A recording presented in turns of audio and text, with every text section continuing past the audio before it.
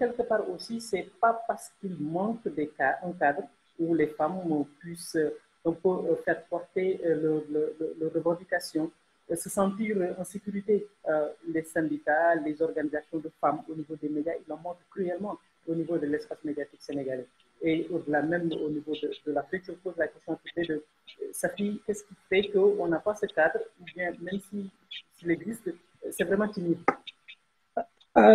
Alors, moi j'ai vraiment une envie très forte d'être d'accord avec toi, Nedom. Pourquoi là je prends des précautions oratoires, c'est parce que comme je dis, là j'ai vraiment besoin de voir plus de données d'enquêtement. Je suis contente d'entendre Fatou dire qu'il y a des données qui existent et probablement qu'il faudrait trouver une manière de les rendre plus visibles, plus que les gens se les approprient davantage et qu'ils en fassent quelque chose. Et pour ça, il faut justement qu'il y ait des collectifs et des cadres qui permettent ça. Avant d'aller plus loin, je voudrais peut-être souligner quelque chose qui me frappe. Vous me direz si vous êtes d'accord. J'ai l'impression que nous sommes une génération qui a connu un militantisme pour le journalisme, pour la liberté d'expression, et qui a connu les organisations justement qui encadrent. Mon sentiment est que ce n'est plus aussi vrai de la jeune génération de journalistes de manière générale et de jeunes femmes journalistes. Et j'en prends pour illustration une chose qui me choque toujours. Alors, Fatou, je passe sous ton contrôle. Quand j'entends dans les réunions des gens dire c'est quoi article 19, je suis toujours un peu choquée et je me dis mais ça, il me semble que ça ne relève même pas de militantisme, ça relève de culture générale. Et après, je me dis, mais il y a un recul de cette culture générale parce que simplement, c'est le cadre qui nous donnait cette culture générale, qui était un cadre militant, probablement qu'il n'est plus là. Donc, il y a ça, c'est quelque chose qui me frappe. Bon, nous sommes la génération qui a connu l'époque du nomique, du post-nomique et de toutes ces grandes batailles qui ont fait que hommes, femmes, journalistes africains d'un peu partout dans le monde ont été portés par ces grandes luttes pour ça. Et après, bon, ces grandes époques portées par l'agenda international ont un peu disparu. Ça revient timidement, mais il faudrait, oui, que l'on recrée ces cadres-là, me semble-t-il. Et pour venir de manière plus concrète à ça, parce que je suis d'accord que c'est vraiment ça la voie. Moi, j'ai deux, trois points vraiment que j'ai fortement à l'esprit. Premièrement, c'est la dynamique syndicale. J'y reviens. La dynamique syndicale, je parle en ayant le contexte sénégalais à l'esprit, le contexte ouest-africain. Je pense au Saint-Pix, je pense à Ouadja, mais c'est vrai dans les différents pays. Il y a un travail à faire, à lancer sérieusement, de manière déterminée, énergique, de recrutement des femmes dans les instances syndicales, qu'il y ait des sections où les femmes, soit section femmes, soit les femmes soient plus présentes, plus fortement présentes dans les différentes sections, et que enfin il y ait un agenda femmes digne de ce nom dans l'agenda du Saint-Pix, de Ouadja et des différentes instances. Les intérêts, encore une fois, matériels et moraux des femmes. Je vous donne deux anecdotes très, très concrètes. Une première, je parlais tout à l'heure de la question du temps. Moi, quand j'ai accédé à la responsabilité au poste de rédactrice en chef de Sud Quotidien, à un moment donné, je me suis mariée. Et puis, je me suis dit, le même sérieux que tu as mis voilà, dans la profession, tu vas le mettre dans ton mariage.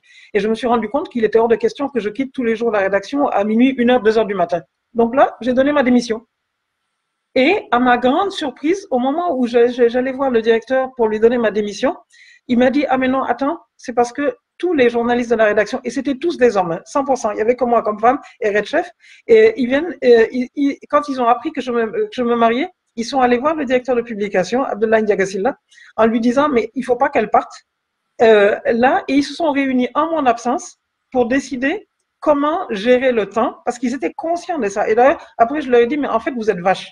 Parce que ça veut dire que tout ce temps-là, c'est parce que vous le saviez et que vous ne vouliez pas faire de quoi. Et ils ont décidé qu'il fallait que je gère tout le processus depuis la réunion du matin jusqu'à la réunion de coordination de l'après-midi, que je puisse partir le soir et que eux fassent le bouclage à tour de rôle, eux les chefs de desk.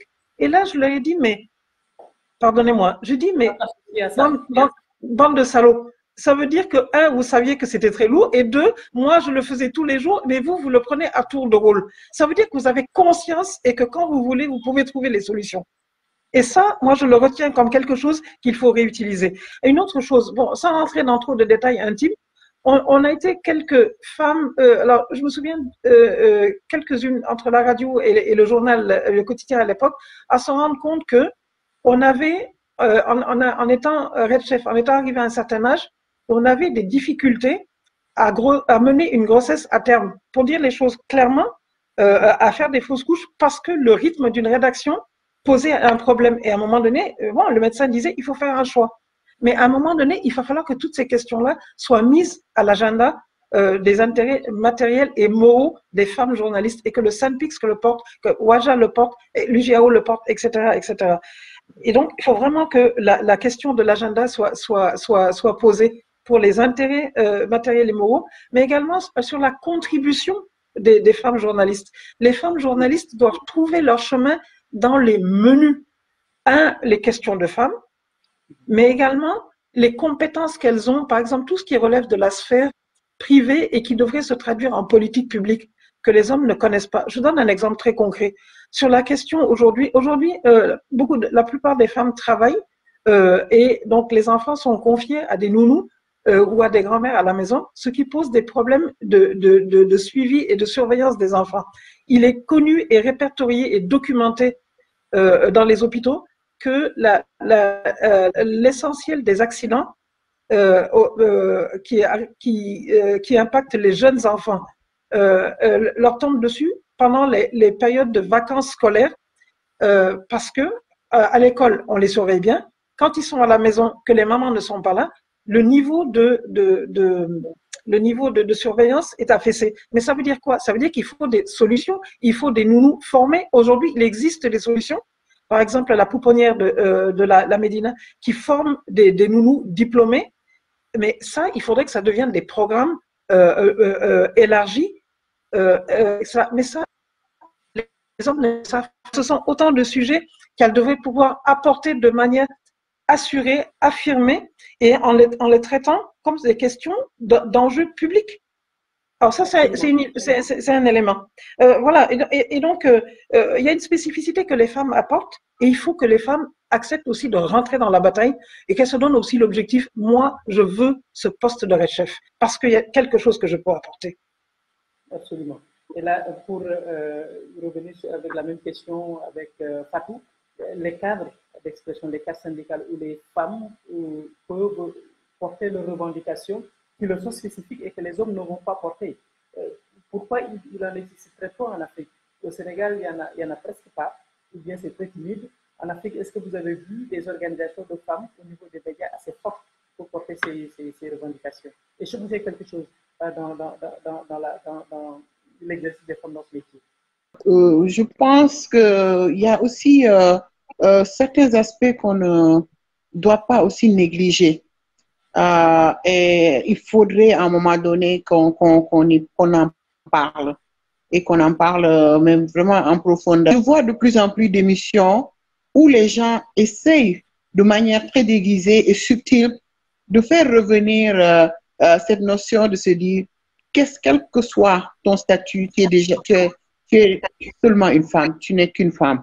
Et je vois de plus en plus, même sur nos plateaux, des débats autour des valeurs que la femme doit avoir. Il n'y a pas de discussion autour de c'est quoi ces valeurs. Et c'est quoi le statut de la femme aujourd'hui, celle qui travaille, celle qui doit gérer ses enfants, celle qui doit prendre des congés de maternité et qui doit retourner au travail dans des délais très très courts et qui n'est pas encadrée, celle qui doit être affectée dans une région où il n'y a pas d'infrastructure pour l'éducation de ses enfants et il n'y a pas de politique nationale ou politique publique pour le regroupement familial. Il y a tellement de choses qui font qu'aujourd'hui, la femme, c'est elle souvent qui se sacrifie. Et c'est un problème global, certes, mais ça touche beaucoup à des professions déjà fragilisées comme le journalisme ou les autres professions plus ou moins libérales. Et moi, ce que je vois, c'est que le modèle qui nous permettrait d'arriver à cette stabilité, aussi, les femmes journalistes doivent être ces acteurs-là, ces actrices-là, qui vont porter ces combats. Et autant les députés, on parle de parité souvent aussi, mais c'est bizarre. On a tellement de femmes députées, ben, elles ne proposent rien sur la table pour la condition de la famille. On a tellement de femmes journalistes aujourd'hui, mais on n'entend pas du tout d'émissions phares, mais détaillées en profondeur. On reste sur une présence numérique massive, mais sans substance.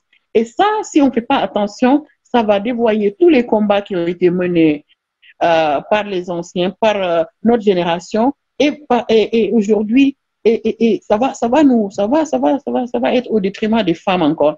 Et l'autre chose, je suis très d'accord avec Sophie, avec toute la modestie. Moi, je pense que la culture générale, parce qu'on avait les gens avaient des modèles, même si on ne les connaissait pas. On lisait sur quelqu'un, on voyait son profil. Moi, je la connaissais pas, mais j'entendais tellement son nom. Je voyais des mails qui parlaient d'elle. Je me dis, ben, c'est qui cette Sophie? C'est qui? Et quand je suis venue à Dakar, Kwame me parlait tellement de Sophie, Kwame Karikari, les autres. Et j'avais tellement envie de la connaître. Et j'ai dit une chose, quand Sophie était au Siwa, j'arrivais pas à la rencontrer. À un moment donné, on m'a dit qu'il est parti.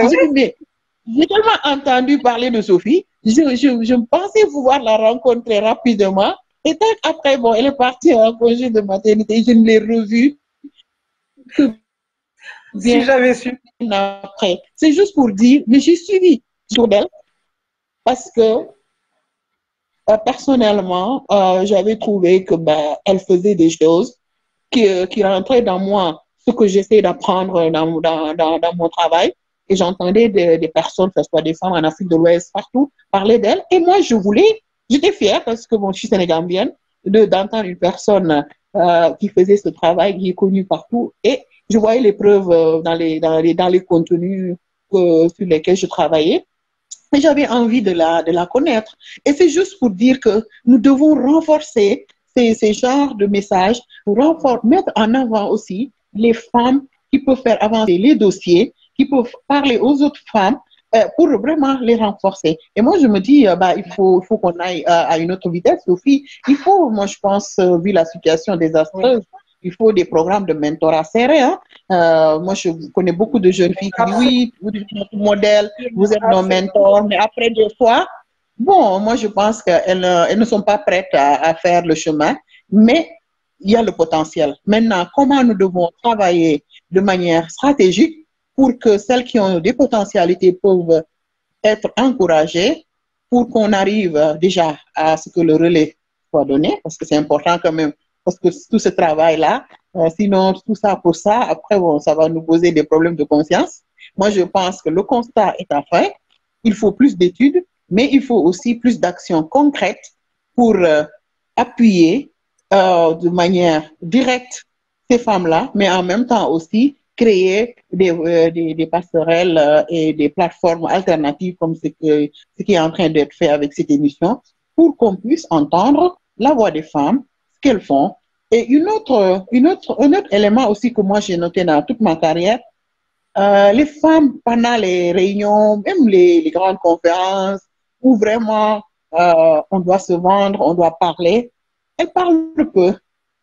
Elles ne parlent pas d'elles. Elles ne parlent pas de leur travail. Surtout les femmes aussi francophones.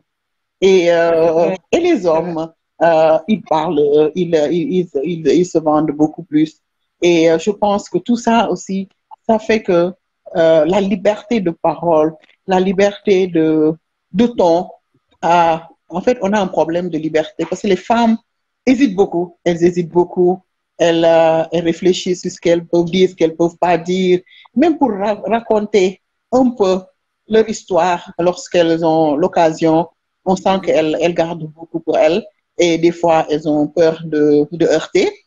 Elles ont peur aussi de dire trop parce qu'elles n'ont pas envie qu'on leur dise que vous essayez de vous vanter, de vous vendre. Et donc, du coup, il y a tout cela qui bloque l'épanouissement et le progrès des femmes dans les institutions de médias et dans tous ces espaces d'expression qui permettent à la femme de pouvoir avoir son mot à dire dans le fonctionnement de la société. Mais en tout cas, moi, je vois quelques pistes. La question de la sécurité, il faut qu'on la règle. Et quand on dit sécurité, c'est l'intégrité physique, mais aussi la question de la sécurité par rapport aux pressions, la psychologie. La question de l'espace familial qui est beaucoup plus délicate, c'est une question sociétale, mais je pense que si la femme ne négocie pas un certain nombre de choses dans sa famille, il va de soi que c'est très difficile, ce sera très difficile pour elle. Elle sera toujours confrontée à des questions de choix entre sa vie familiale et sa vie de professionnelle. Et souvent, nous le savons dans nos sociétés, le choix est vite fait. La femme préfère souvent rester avec sa famille que de prendre des risques d'être marginalisée parce que nous vivons aussi dans une société où lorsqu'on fait certains choix, il faut les assumer et on est seul à les assumer et à un moment donné, on craque et beaucoup de femmes ont vu d'autres aînés craquer, ne pas pouvoir continuer leur combat et finalement, elles ont décidé de ne pas aller vers ces combats-là. Voilà, merci Fatou Diagne pour cette plaidoirie qui est quand même très, très important.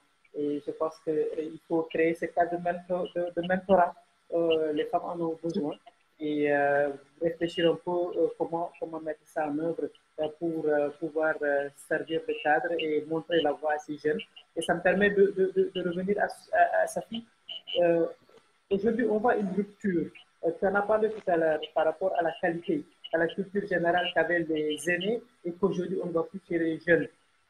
Est-ce que quelque part, l'explosion médiatique n'y a pas contribué et le fait qu'on ait plus de capitaines d'industrie à la tête des organes de presse que des journalistes ou bien des hommes des médias ou de la communication? Est-ce que cela n'a pas contribué également à dévaloriser la femme et à avoir plus, on mise plus sur le physique que sur la terre?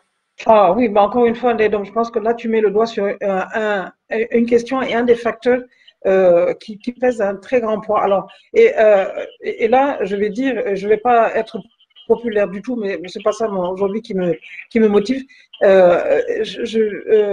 En fait, aujourd'hui, la pléthore de médias dans notre paysage médiatique est plus problématique que véritablement une source de diversité ou de pluralisme. On a bien trop de médias. Il faudrait qu'il y ait un mode un mode de sélection soit naturel, soit administratif, j'en sais rien, quelque chose qui va faire qu'on va revenir à quelque chose qui corresponde véritablement aux dimensions de notre société, aux besoins en information et en expression. Et parmi les problèmes, je pense que concernant les journalistes, hommes et femmes, et surtout les femmes, la culture générale, je pense que le nombre de médias pose un problème d'abord. Ils sont tellement en concurrence que c'est une course effrénée, mortelle à produire quelque chose et ça nivelle complètement par le bas. Et donc, la culture générale ne peut pas trouver son compte là-dedans. Ça, je pense que c'est simplement mécanique. Et c'est partie justement des dégâts de cette pléthore de médias. Et l'autre chose, c'est que oui, définitivement, quand ces médias-là sont tellement dans un mode de survie parce qu'ils sont trop nombreux, malheureusement, ils ne peuvent pas s'inscrire dans quelque chose qui n'est pas, qui manque un peu partout, c'est avoir une culture organisationnelle de formation continue. Parce que, par définition, déjà, pour être journaliste, il faut être quelqu'un qui a une culture générale qui est largement au-dessus de la moyenne de tout le monde. Ça devrait être déjà d'une. Bon. Je ne suis pas sûre que ce soit le cas. Une fois qu'on est dans une rédaction, mais par définition, il faut se tenir informé tout le temps, être au-devant de la société et au-dessus de la moyenne. Et donc, la fonction de formation continue devrait être quelque chose d'essentiel. Et d'ailleurs, je fais un peu le lien avec le monde de la radio communautaire. C'est en ça que la radio communautaire est différente et meilleure. Elle a ses propres difficultés, mais elle est meilleure que les médias journalistiques.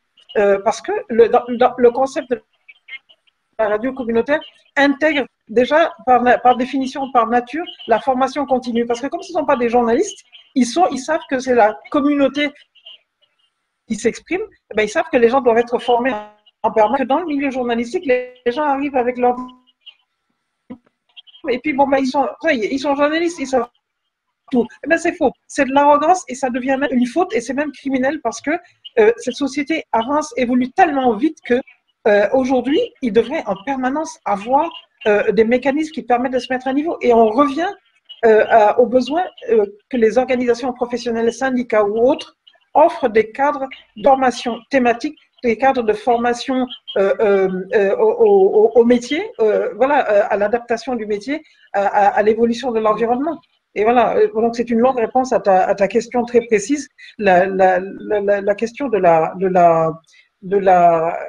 la culture générale affaiblie, elle relève autant de la pléthore de médias que de la faiblesse des cadres organisationnels.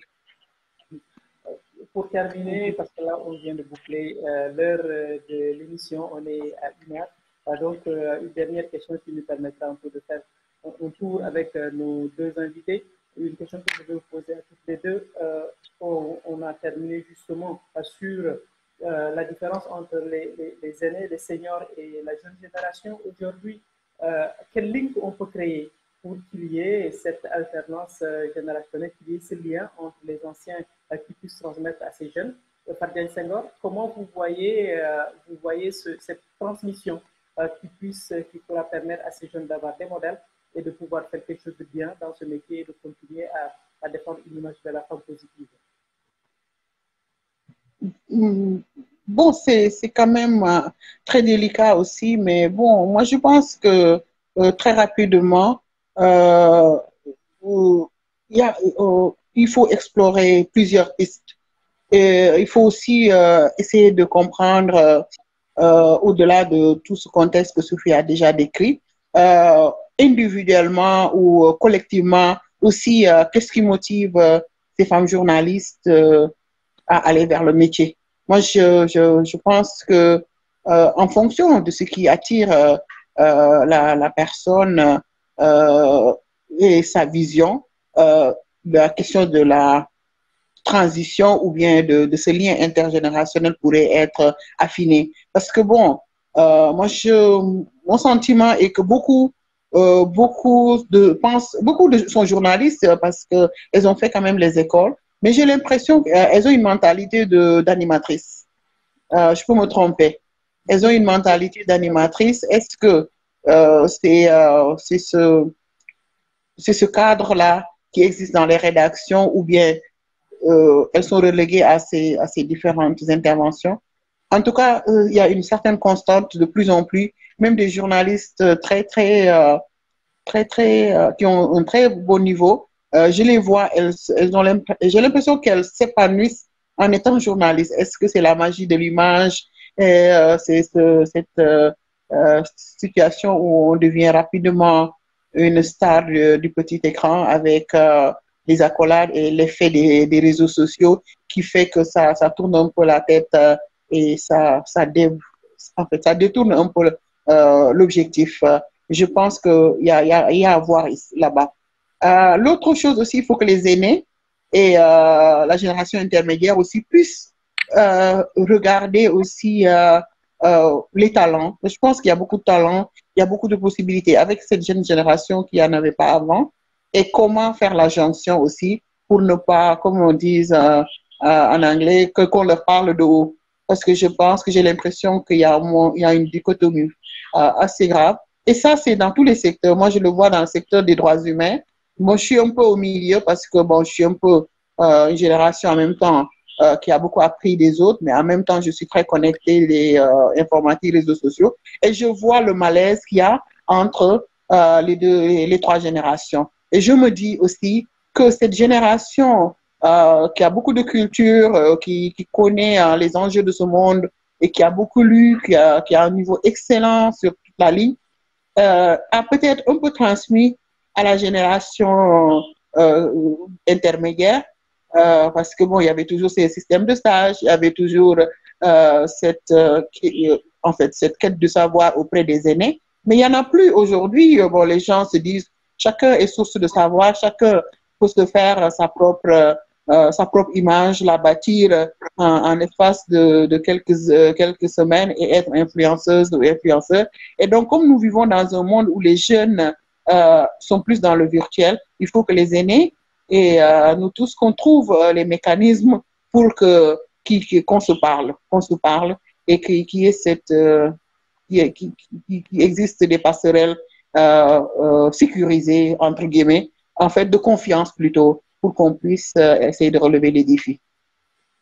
Voilà, merci Fatou. Et je retourne du côté de Safi. Comment faire pour qu'il y ait ce passage de témoins de qualité dans un cadre défini? Oui, alors moi j'ai 3 points très précis en tête qui vont aller tout en harmonie avec ce que Fatou vient de dire. Premièrement, je pense qu'il est temps qu'on puisse trouver les moyens de lancer une grande étude. Évidemment, il faudra définir le cadrer pour connaître la question des femmes en journalisme. Parce qu'il faut qu'on cesse de faire de l'à peu près si on veut construire une vraie politique, une vraie stratégie. Ça, c'est un. Deuxièmement, et il va falloir, alors je vais partir du cadre sénégalais, mais ça peut s'extrapoler, il va falloir qu'on invite ou qu'on convoque, ou je sais pas quoi, notre jeune frère Bamba Kassé, pour lancer une grande campagne de recrutement de femmes journalistes dans le syndicat et vraiment monter un agenda. C'est-à-dire une action très concrète, une campagne de recrutement. Et troisième point, à un moment donné, nous qui devenons un peu les sages et qui avons quelque chose à donner, une responsabilité aussi, il faut le dire, il faudrait il faut accepter de commencer petit, en les invitant à la maison autour d'un bahal, comme dirait Diatou, qu'on invite des jeunes, qu'elles aient envie de venir parler sans peur, complexe et échanger, gagner de la connaissance, de l'expérience, de la force, de la sécurité, et que nous-mêmes, on arrive comme ça à créer des nouveaux modèles et rôle modèles. Il y a, comme tu dis, des talents qui sont là, qui demandent qu'à être appuyés. Parce que la vérité, c'est que, je dis, on était là dans l'époque du post-nomique où il y avait toutes sortes de programmes et de financements internationaux qui nous ont mis sur une rampe de lancement. Eh bien, à nous de créer une petite rampe de lancement à échelle de nos moyens pour que les talents qu'on peut identifier puissent émerger et devenir des rôles modèles à leur tour. Donc, commençons par des barres à la maison. Toi, moi, machin. Et je pense qu'il y a quelques piliers structurels qui sont là. Il y a là l'initiative pour la télévision des femmes sur laquelle nous parlons aujourd'hui. Il y a Sénégal 7 comment s'appelle notre consoeur Nour 7 TV. Oui, et il y a également notre frère et confrère Tidiane-Si de l'école Ejicom qui organise beaucoup de sessions, de discussions, de causer là-dessus. À un moment donné, il y a des structures qui sont dans l'écologie du métier, sur lesquelles on devrait pouvoir s'asseoir pour créer une rampe de lancement. Parce que créer une rampe de lancement, ça demande beaucoup de moyens. À défaut d'avoir les moyens financiers immédiatement, en mettant en toutes ces structures, on peut créer une rampe de lancement. Eh bien, rencontrons-nous, que l'une d'entre nous lance le premier barral. D'accord. Voilà. Et c'est bien parce qu'on avait initié quelque chose sur ça avec des concerts. Et je pense que c'est l'occasion de revenir sur ça et de voir comment mettre ça en forme et puis vraiment bien le lancer. En tout cas, je vous remercie toutes les deux. Ça a été vraiment un plaisir de vous avoir sur ce plateau de Women Face TV et de parler de nous, puisqu'on n'a pas l'habitude de parler de nous-mêmes, de mettre la lumière sur ce que nous vivons dans nos rédactions et ce que nous vivons professionnellement. Je rappelle que Fatou Diagne Senghor est la directrice régionale de Article 19 Afrique de l'Ouest et Safili est ancienne directrice de la rédaction de Sud Quotidien, le journal Sud Quotidien, et elle est présentement également présidente du conseil d'administration de la Fondation pour les médias en Afrique de l'Ouest et en même temps la directrice du cabinet Nexus basé à Dakar. Merci mesdames de nous avoir consacré votre temps. Merci. Bonjour. et Safili depuis Dakar. Merci à tous et on vous donne rendez-vous avec d'autres concerts et d'autres femmes de médias sur ce plateau de Monde TV. Merci à tous. Merci. À bientôt. À bientôt. Merci. Au revoir.